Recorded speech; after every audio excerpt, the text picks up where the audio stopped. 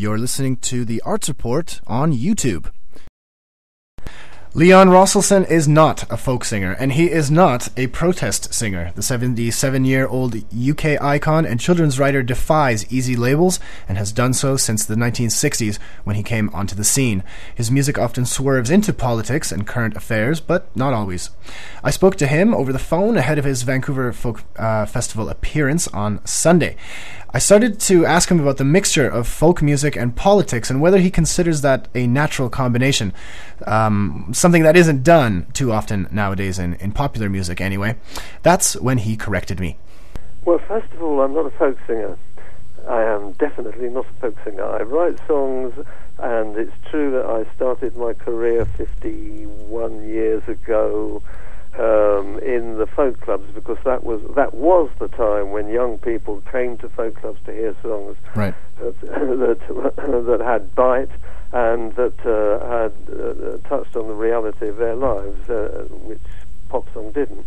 So yeah, I have some roots in the folk world, but my songs are not folk songs. They absorbed a number of influences, and I've never really been. I had sort of one foot in the folk club. I've never really been part of the folk world. Now, what you say is quite interesting, because you talk about folk music and politics.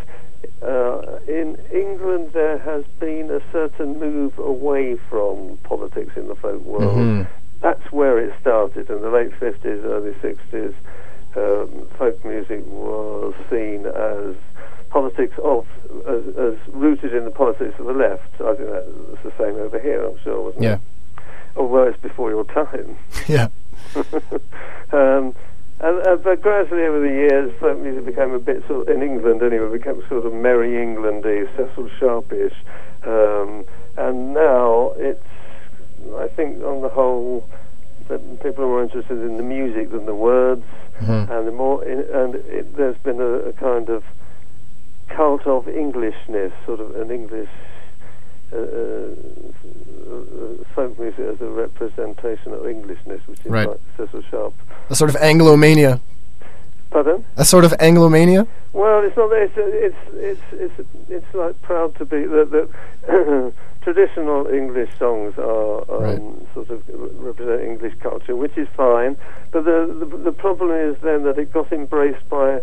The folk music in England got embraced by the British National Party. The British National Party, BNP, is a right-wing fascist party.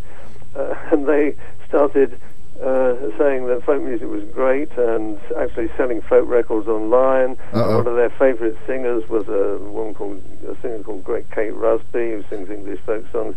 And the appeal to them was that this was essentially English, as opposed to all that multicultural stuff you might hear on the radio. More purely English. Yeah, so I think that what the folk world, in a sense, I mean, they were horrified to be associated with a party like that, the people in the folk world, but it in a way it was there for calling out the politics, which the political connections which it had in the early days of folk revival, and sort of concentrating on its essential Englishness. So you're talking about young people. Other than that, I don't find it myself any problem with writing songs that may reflect the world as it is. This song.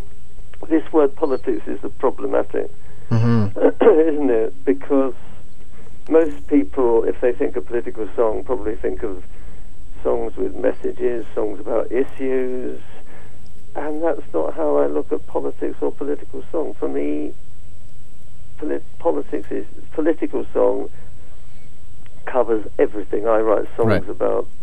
I write songs about relationships as well. I write children's songs.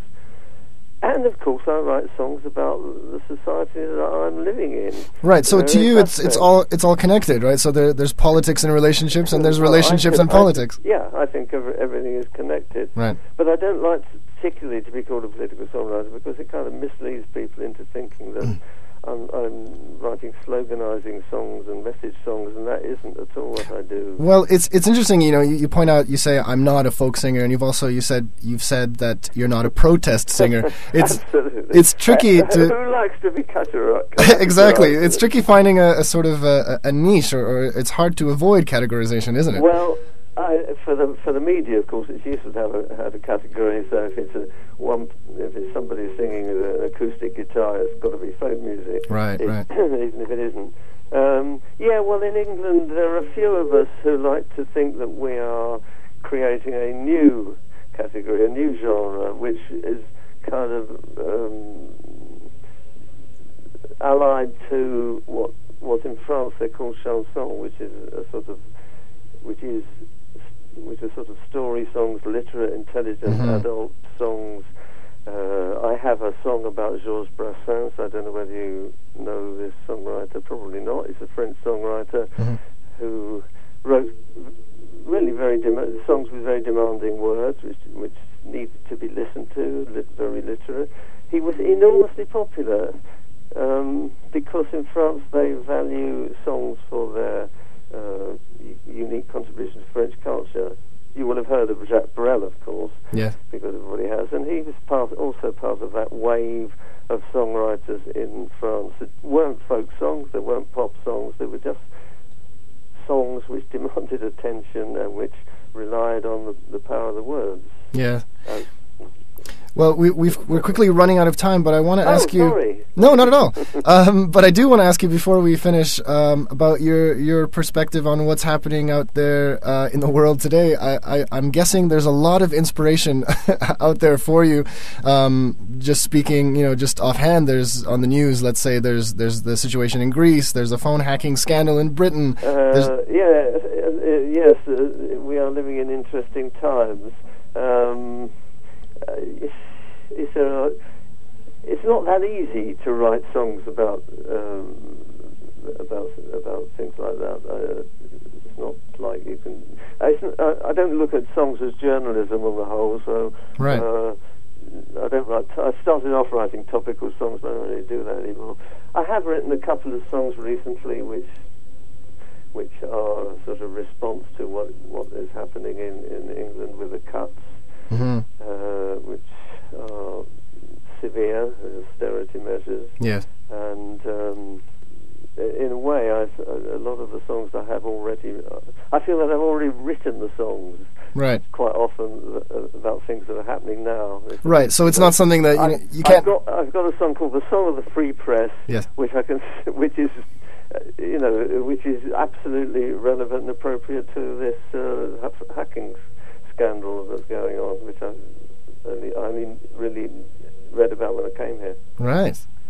But I've already written the song. There you go. I want to write another one. Well, that's all we have time for, but okay. But I thank you so much for your time, and we look forward to seeing you at the Vancouver Folk Fest. Okay, thank you very much. All right, take care. Bye. Bye-bye.